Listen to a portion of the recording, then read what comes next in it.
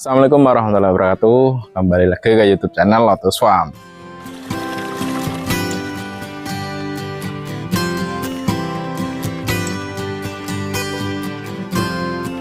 Hari ini saya akan membahas request dari teman-teman yang ada di komentar YouTube saya.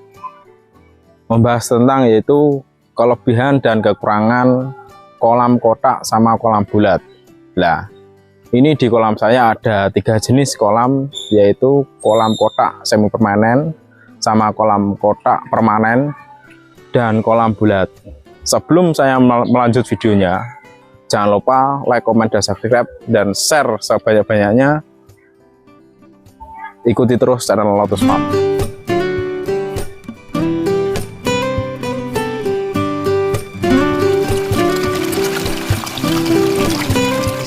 Menjelaskan dulu yang kolam kotak yang semi permanen. Kenapa kok saya membuat yang semi permanen?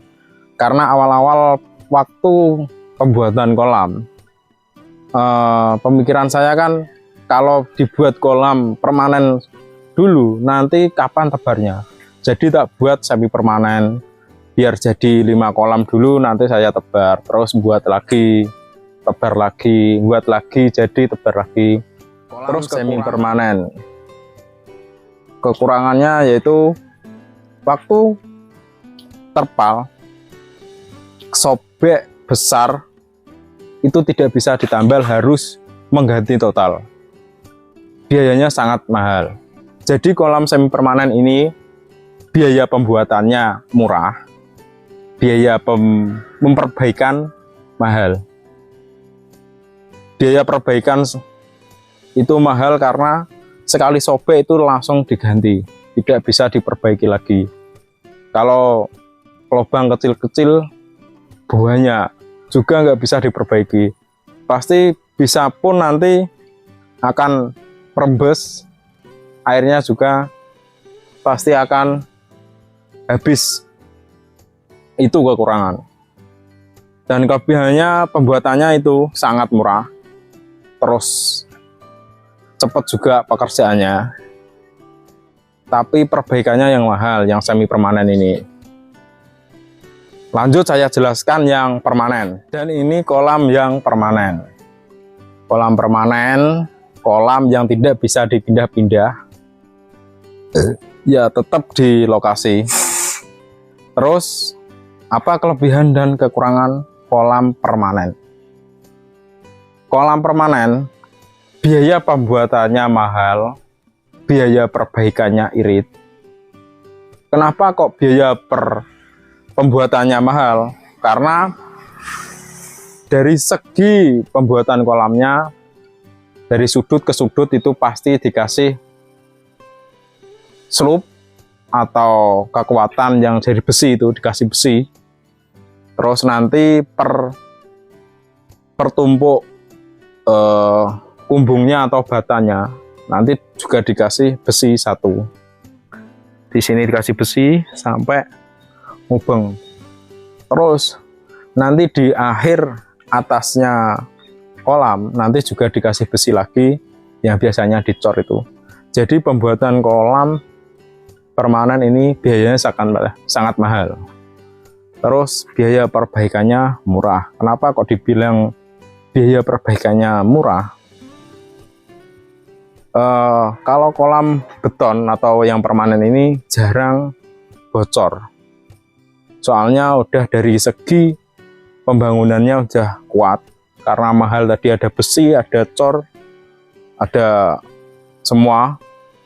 Jadi biaya perbaikannya murah dan terus awet, tidak kayak yang terpal tadi yang semi permanen. Setiap tahun pasti ganti terpal itu. Terus saya akan menjelaskan lagi kolam bulat. Terus saya akan menjelaskan tentang kolam bulat. Ya, kolam bulat ini sangat cocok untuk pemula-pemula kalau ingin budidaya ikan lele yang cepat, karena harganya sangat murah, terjangkau. Terus biaya perbaikan agak minim kayaknya, soalnya ini terpalnya orsit semi karet. Jadi agak minim biaya perbaikan dirobek atau di kayak ada kena paku itu. Terus saya nanti akan menjelaskan semua kekurangan dan kelebihan kolam bulat dan kolam beton sama semi permanen. Saya akan jelaskan satu persatu. Ini saya jelaskan sekilas-sekilas dulu kelebihan dan kekurangan kolam bulat. Kolam bulat dari segi kekurangan, kalau tidak kolamnya dipagar semua, ini pembuangan airnya, kalau ada anak kecil main, kalau kita nggak tahu ketendang kakinya atau kena tangannya, pasti lepas, airnya habis semua, ikannya pasti mati. Itu pernah saya alami itu. Saya akan jelaskan kelebihan dan kekurangan kolam bulat sama kolam kotak permanen sama semi permanen.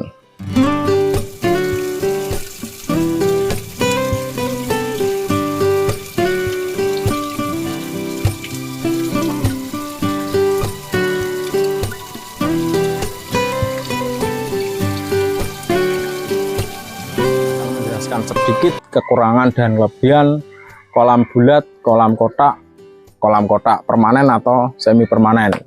Ini versi saya, bukan versi yang lain. Jadi biasanya itu penjelasannya nggak sama, mohon maklum. Kalau menurut saya kolam kotak itu tidak mubazir membuang lahan. Jadi kenapa? Pembuatan kotak nanti tidak akan tanah yang tidak dipakai. Jadi cocok kalau untuk membuat kolam, tidak akan membuang tanah sedikit pun dan tidak akan mubazir. Pasti pembuatannya ya gini, kotak. Langsung lanjut sampingnya. Itu penjelasan yang kolam kotak semi permanen dan permanen.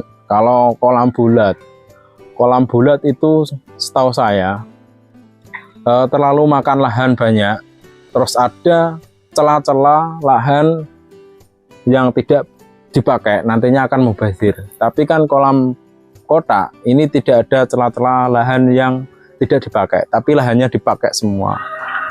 Terus dari volume air pasti beda, dari suhunya pasti beda. Tapi saya belum pernah mengecek suhu di kolam bulat sama di kolam kotak, saya belum pernah. Tapi ada teman katanya pernah mengecek suhu air di kolam bulat sama di kolam kotak, itu beda. Terus ada lagi yang ngomong kalau kolam kotak sama kolam bulat itu bedanya. Kalau kolam kotak nanti waktu ikannya aktif, itu ikannya aktif yang mutar itu.